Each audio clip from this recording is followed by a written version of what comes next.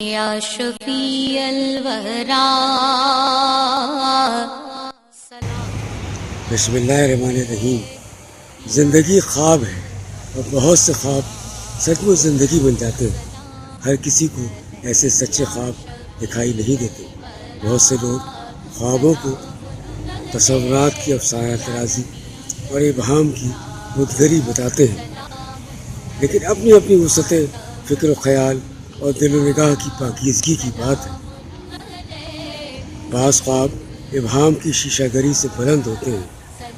حال و مستقبل کے برزخ کی اس طرح مثالی سیر کرائی جاتی ہے کہ آنے والے واقعات کا عکس آئینہ ادراک پر پڑنے لگتا ہے.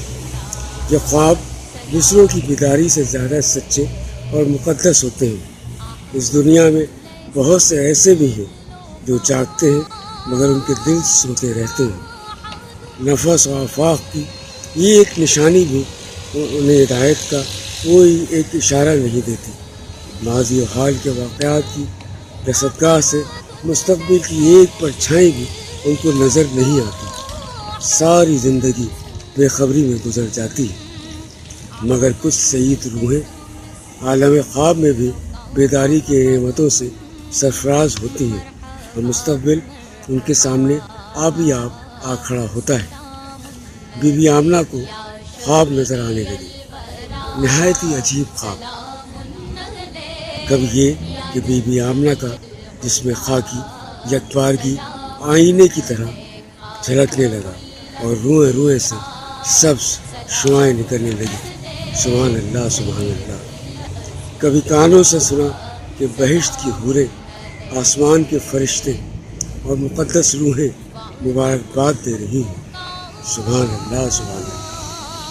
کبھی سوتے میں ایسا محسوس ہوتا کہ وہ اپنے نورانی اور شفاف جسم کے ساتھ بلندی پر ہے اور اونچے سے اونچے پہاڑ پست نظر آ رہے ہیں. آمنہ کے تلوے ستاروں کو چھو رہے ہیں اور چاروں طرف تہنیت اور تبریک کے زمزمے چھڑے ہوئے ہیں.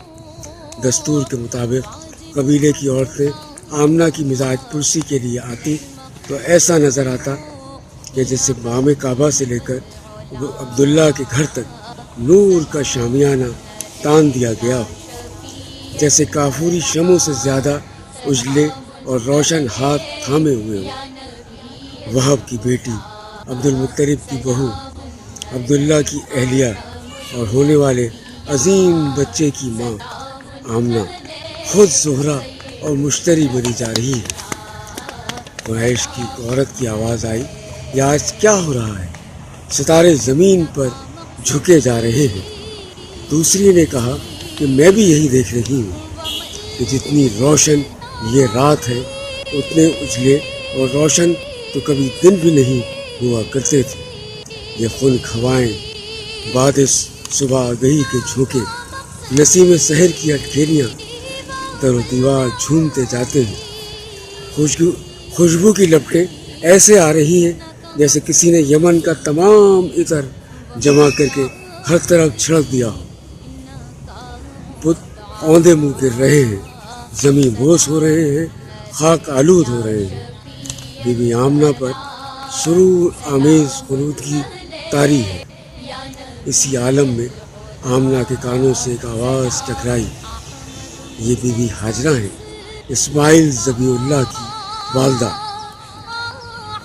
آواز تھوڑی دیر کے لیے رکی اور وقفے کے بعد زیادہ شیریں لہجے میں آواز آئی، ام احمد تمہیں دعائے ابراہیم مبارک ہو. پھر فضا میں قدر سکوت کے بعد ایک صدا اور گونجی، آمنہ یہ عیسیٰ روح اللہ کی ماں مریم ہے، کنواری مریم. پھر آواز آئی، اے ام احمد تمہیں نوید مسیحا مبارک ہو. ابھی دن اور رات ملے جلے تھے، اس لیے کہ دونوں کی تقدیر کو ایک ساتھ چمکنا تھا. شہر کی سفیدی نمودار ہو رہی تھی، غنچوں کی نازک گرہیں کھل رہی تھی، لالا گل کے لبوں پر مسکراہٹ بکھر رہی تھی. بنفشہ گلاب کی نازک پتیوں پر شبنم کے موتی ڈھلک رہے تھے. تارائن خوشنوا کی چہکار سے تمام فضا نغمہ زار بن گئی تھی. جنت آج سچ مچ زمین پر اتر آئی تھی. صفا کی وادی، مروہ کے سنگریزے، قیس کی چوٹیاں اور عرفات کا میدان نور کی جھلکیوں سے چھم چھم کر رہا تھا اور ستارے جھلملا رہے تھے. کلیاں چٹک رہی تھیں، پھول مہک رہے تھے. اچانک عبد المطلب نے دیکھا کہ کعبہ آمنہ کی کوٹری کی طرف سجدہ ریز ہو جاتا ہے. ایک عورت دوڑتی دوڑتی آتی ہے. عبد المطلب مبارک ہو، عبد المطلب مبارک ہو، عبد المطلب مبارک ہو. عبداللہ کے ہاں بیٹے کی ولادت ہوئی ہے. اتنا نورانی چہرہ ہے کہ سوچتی ہوں کہ اسے چاند کہوں یا سورج، اسے کہکشاں سے تشبیہ دوں یا قوس کہوں، اسے پھول سے تشبیہ دوں یا غنچہ کہوں. فرمایا ہاں، نام محمد رکھا. عرض کیا گیا کہ اتنا ہٹ کر نام، قبیلے اور خاندان کی روایت سے ہٹ کر نام. کہا ہاں، نام محمد ہے، اس لیے کہ زمینوں میں ہی نہیں آسمانوں میں بھی اس کی حمد و ستائش کے نغمے بلند ہوں. بلغ العلا بکمالہ، کشفت الدجی بجمالہ، حسنت جمیع خصالہ. صلو علیہ وآلہ. سبحان اللہ، سبحان اللہ، سبحان اللہ.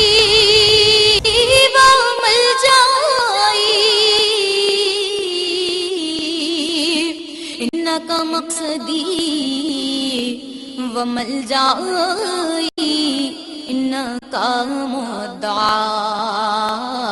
سلام علیک یا شفیع الورا، سلام علیک یا نبی الہدا، سلام علیک خاتم الانبیاء، سلام علیک سید الاصفیاء، سلام علیک.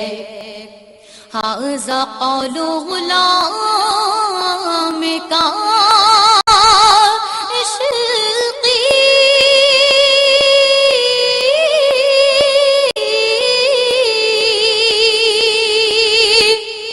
ھذا قول غلام کا عشقی، ھذا قول غلام کا عشقی. منہ یا مصطفیٰ، سلام علیک یا شفیع الورا، سلام علیک یا نبی الہدا، سلام علیک خاتم الانبیاء، سلام علیک سید الاصفیاء، سلام علیک یا شفیع الورا، سلام علیک یا نبی الہدا، سلام علیک خاتم الانبیاء، سلام علیک سید